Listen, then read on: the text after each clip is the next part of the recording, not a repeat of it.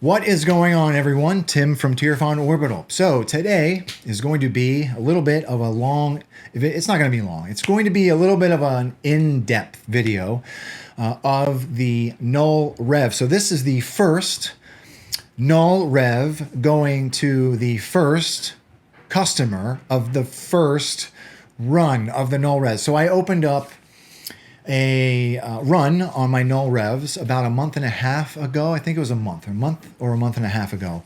And I only opened up a couple of slots and they filled up in a couple of days. So this is the first order that has been complete. I've got one that is coming right behind it. It will be done in a couple of days, but this one is complete. It will be going home to its owner.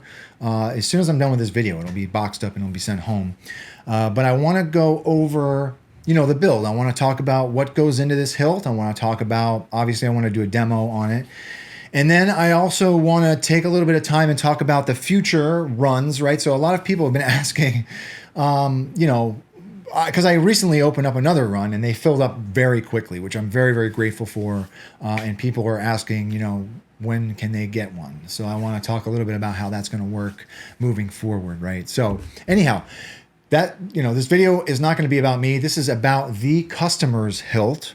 And I also want to talk a little bit about the NullRev and what goes into the build, right? So I really love this hilt. I'm really happy and proud of it. I think as far as speeder hilts go, it is a great specimen for what a speeder can look like, right? So I do want to come in Fusion and talk about this chassis because this is an interesting build in that we've got a very thin grip. This is an MHS V2 grip, right? So I do want to talk about how I got away with, fitting a Proffie board and a battery in this grip and a 28mm speaker. And then obviously we will come up top. I'll talk about what I put into the hilt and then we will do a demo. Okay, so let's come into Fusion and talk about this chassis. Okay, so here it is, right? So this is the chassis that I've done for this particular hilt. Let's start at the bottom. All right, so in this pommel, or in the pommel of this hilt, I do have a 28mm speaker. Obviously, we will not fit a 28mm speaker in an MHS V2 grip. So this particular grip is an MHS V2 internal diameter. So it's only an inch on the inside. So you're not fitting a 28mm speaker in there. However, in the pommel of this hilt, there is plenty of room for a 28. So I have a 4-rail PCB. This is the male end of a 4-rail PCB. I got this from Stardust Sabers. The reason it is a 4-rail PCB is because I also have a red LED in the pommel, right? So there is a red LED that blinks and pulses depending on, which blade config you're on. So I need 4 conductors, 2 for my speaker, 2 for that LED. So that's why we have a 4-rail PCB down here. And that is also why, obviously, you do not see a speaker down here. Because this is such a thin grip, I did not put any kind of like accent pixels or any kind of craziness on here. I wanted to keep this true to the original build and keep it just blacked out, greebly heavy. I didn't do any kind of like rub and buff on this guy. It is just blacked out, murked out with lots of greebly work, okay? Making our way up, this is a tilted Proffie board setup, right? So half of this Proffie board, actually I think the majority of the Proffie board is tucked up underneath the main body of the hilt itself. So all of this area is actually the emitter or the claw section of the hilt, right? And that's kind of how I get away with, you can't stack a board and a battery in an MHS V2 build. You can't get away with it, right? However, if you do like a tilted Proffie board setup, you can kind of get away with doing that. Doing it this way, rather. So I've got cutouts here for a few things, okay? So one of the things that I did with this build, with the original build, is I've got an external kill switch, okay? One of the things that I love about speeder hilts. So I got this from my buddy Benji at Nerf Herder Customs. He did a speeder bike hilt a long time ago with an external kill switch. I've seen Jeremy's done them before as well, especially with Proffie board builds. having an external kill switch is awesome. It's one of the caveats with Proffie board, right? CFX and Proffie board are both great boards. They both have their strengths and weaknesses. Proffie board has way more strengths. But you know, the thing with Proffie board is, even though Proffie V3 has a little bit better power management, you still will always have that parasitic drain. We've been promised, you know, deep sleep for a while now, and we still just don't have it, right? So having an external kill switch for me with Proffie board is great, because you can just hit a switch and your board is off when you're not using it. So for this particular build, I've got an external kill switch that is in the claw section of the hilt. And that's what this larger window is. And then of course, on the other side, I've got a window for my switch leads. And we'll talk about that when we come up top, because I did something a little bit different for my switches in this build as well, right? I had to make some modifications to a special control box. But that's it, right? And then of course I wire up my lit PCB emitter. This is from Stardust Sabers as well. And that's it. No, you know, not too greebly heavy here, because you don't really see this section of the chassis. I mean, I think the claw comes up to about right here. So you're not really seeing a lot of it. And that's it. So let's come up top. Okay, so here it is. I call this the NullRev, right? So ever since I started building speeders a million years ago, I've always called them the Rev. I think like the Rev 2 was my... I actually have it here. Let's bring it down. I can't believe I still have this thing. So this is the Rev 2. Look at it. It's dusty. Good Lord. I called this the Rev 2. The Rev 1, I didn't even show off the Rev 1 because it was absolute trash. So this is the Rev 2. I did this, this was like 3 years ago. I built this. Right? So all of my speeders have always been, you know, have always had Rev in the name. Okay? So this is the NullRev, right? Null, void, blacked out. And that's really where I got the name from. Okay? So let's talk about all of the modifications that I have done to this. I'll start at the bottom, okay? The bottom is a speaker pod setup. So there is a 28 millimeter speaker in this pommel. The speaker pod lives in here, right? So it will not come out of here. There is a 28 millimeter speaker in here. There is also a 5 millimeter red LED. It is its own blade in the config. It does pulse and blink depending on what you tell it to do. Okay. There is a CoverTech wheel here. This has been threaded into place with a black hex set screw. Okay. Around the other side, this is just a switch mount, like a switch box from the custom saber shop. This has also been mounted into place with a black hex set screw. Brass pommel cap that has been weathered, that is also from the custom saber shop. Okay. Everything has been blacked out, not with paint. So I do this a little bit different. Like my process for doing this is a little bit different than just paint. Okay. I go over all of my aluminum parts with degreaser. Then I aluminum black everything for a long time, right? So I do like one pass of aluminum black, scuff it up, remove it, and then I do another pass of aluminum black, and then I let it sit. I let that aluminum black eat into that aluminum for a while, okay? Because I want it to be black. Then I dry off the parts, let them like air dry. Then while the aluminum black is still on, I seal the parts with a clear spray, like a clear coat.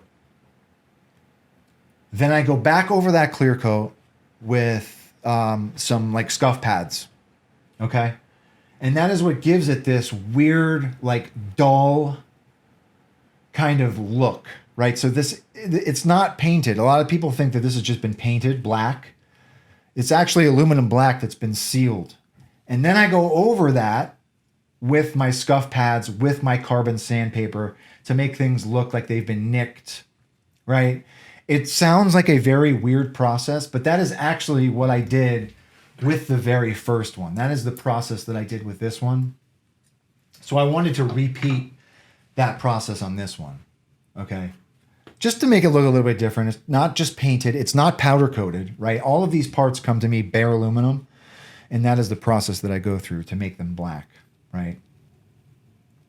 So making our way up, here's our MHS V2 grip. Nice knurled, awesome grip, okay? Our bike, these bike clamps are from the Saber Merchant, right? So same process with these 2 bike clamps. I put them in degreaser to make sure all the oils and like so when some of this stuff comes from the machinist, you've got lubricants on them and everything. You want to make sure all of that is off, because if it's not, your aluminum black won't stick right. So I clean them, then I dunk them in aluminum black, and same process with these bike clamps, okay? The hardware was heat stained. This red, here comes my blade plug. The red button here was designed in Fusion and added and painted red, right? I sprayed that red with Tamiya red. There is a very small Rebel button that is in here. This was on the original build. I wanted to carry that over to this one. This is a really cool feature that I liked about the original one. That was also painted red with Tamiya red spray. The control box. Let's talk about this control box. So this control box is from a Hakosin shoe mount. I have one here. This is from an old Hakosin Flash shoe mount. I modify these to serve as both my main and my aux, right? So underneath this clamp card, there is a single brass hat tactile switch that serves as your main. There is also a spring-loaded side button here. Underneath this, so you can unscrew this flathead screw, and this kind of flips up. Underneath this is a very, very small micro tactile switch that I put underneath it, and then I kind of drill a hole through the body of the shoe mount, find this hole here where I've had, I drill another hole for my main tactile switch, and I fish very, very small enameled magnet wire through here. And that is how I wire up this side switch. So this side switch here is also a switch. So this is the aux, main and aux. That is another really, really awesome feature that I love about this hilt. The problem with doing that is, much like the Canon Y grips that we all know and love that are becoming increasingly hard to find, these Hakosin shoe mounts are very hard to find now. I just bought 4 more of them on eBay. So what I am going to probably end up doing is I will probably design my own for not this next run, but the run after it. If I do a third run, I will probably design my own and have them printed in like a brass or something, because you can get better detail in brass than you can with aluminum when they're printed, because they're just very, very hard to get, right? And they're not very cheap, unfortunately.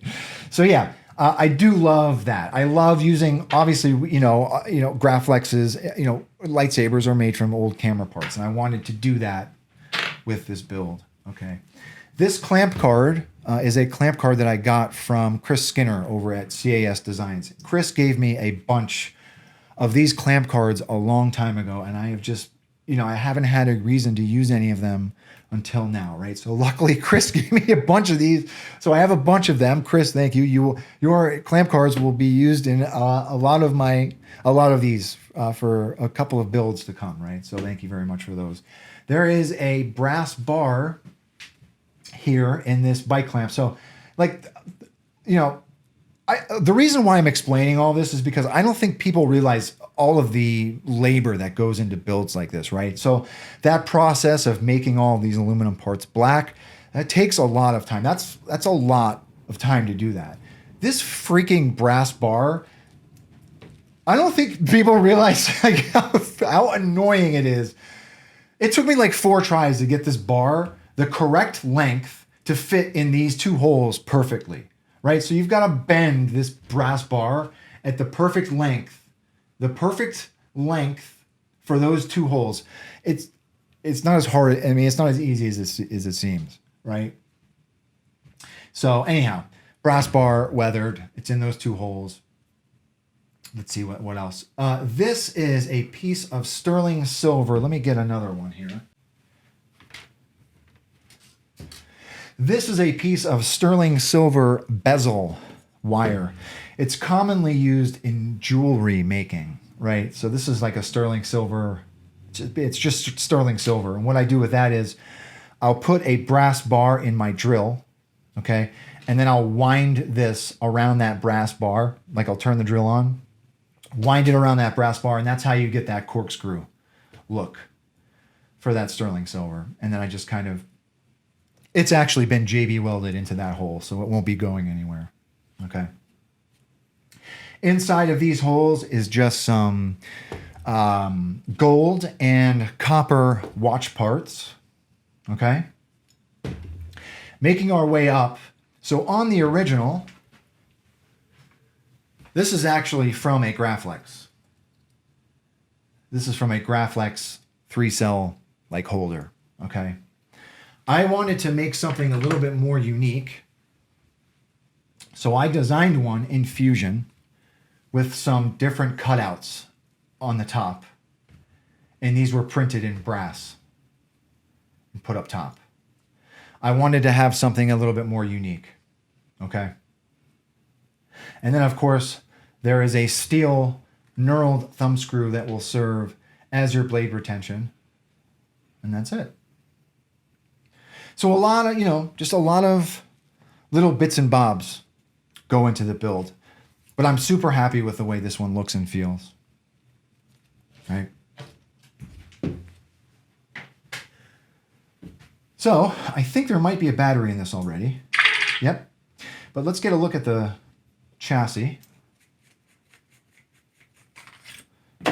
So here is the chassis. So there's that Proffie. It is just underneath that lip. Plenty of room to kind of pull that, well, let me get on camera. Plenty of room to pull that SD card out if you want to. You get it there, get at it with a pair of tweezers if you want. And then of course you can plug in to your USB when you want to upload your config. Battery tray is here, and there's that male end of that 4-rail PCB. Okay. So battery is already in.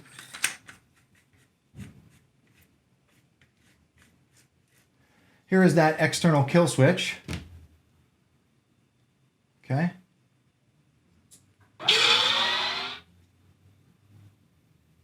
Red LED. So I put different boot sounds for this. Okay. Oh, I do not have twist to activate on this. Hello, Zuko here. All right. So I haven't.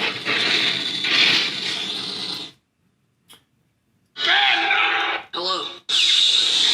I need to change that on this config. I need to switch this button config around. Right now, as it stands, this side one is the main and top is the aux. I want to flip that around. So I will flip that around in the config before I ship this.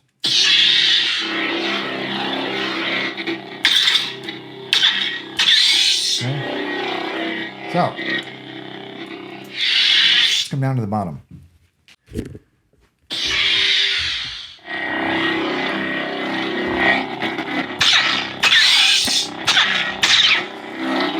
Of course, I love the way that this grip feels. I think I'm going to put on twist to activate, twist to deactivate too on this before I send it. Let's see what else we put on here. Hello, Zuko here.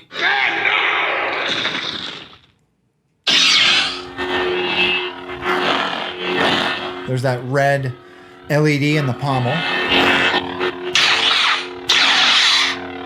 Okay. Let's put a blade in it. 1-inch blade in this one.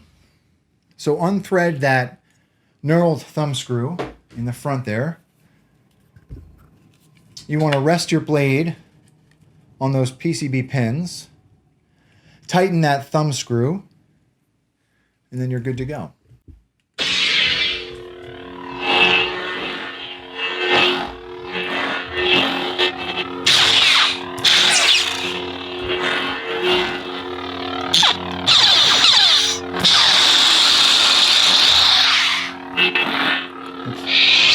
Let's see what else we put on. Crystal focus.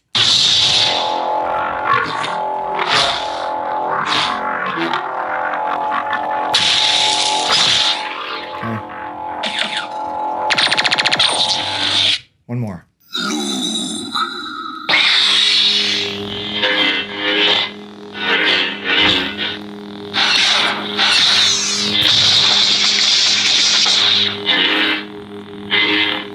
I keep forgetting it's not twist accurate. One more.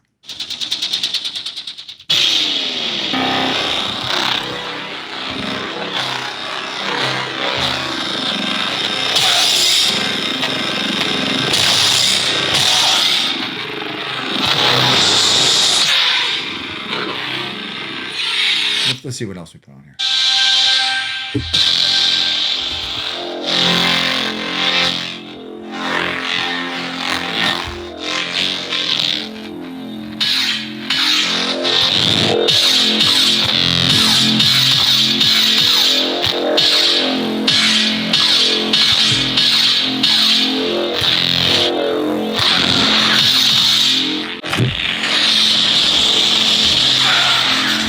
All right. So that is it. That is the NullRev by yours truly. I'm really happy with this one. I'm proud of this hilt. It's a relatively simple hilt, right? I mean, a lot of work goes into it, but it's a relatively simple looking hilt. But as far as speeders go, this is how I would want. I mean, it is. It's how my speeder looks, right? And I feel like it's how a speeder should look. So I'm really happy with this one. So really quickly, I'm going to talk about, first of all, thank you very much to the first people who filled out and purchased the first slots on that first run. I'm very grateful to you folks. So these will be going home to you shortly, right? A couple of days ago, I opened up slots. I opened up twice as many slots as I did the first round, and I opened them up in the morning, and by lunchtime they were full. And I was absolutely astounded and grateful that happened. So to the people that filled up this most recent time, I mean, thank you very much. I'm like, again, I'm shocked that I'm shocked. I'm grateful for the support. But people later on in the day were, messaged me and asked, they were like, it's sold out already. How can you please, can I please have one? And can you please let me in on the run? I don't want to take on too much at one time. Right. So there's a reason why I only do small batch runs of these, because I'm still also doing installs for customers. I still also have a day job. So I don't want to take on too much. So that's the reason why I'm only doing a small runs of these at a time. So I'm going to finish those, and then I will open up another run again, right? So probably in another month's time, I would say I will open up more slots. I will make an announcement this time so people can be prepared. And then we will go from there, right? So, but anyhow, thank you very much, everyone, for your support. Thank you to the customer again for your patience. If anyone has any questions about this particular hilt or anything really, please do not be a stranger. And with that being said, may the force be with you always. Have a good one, everybody.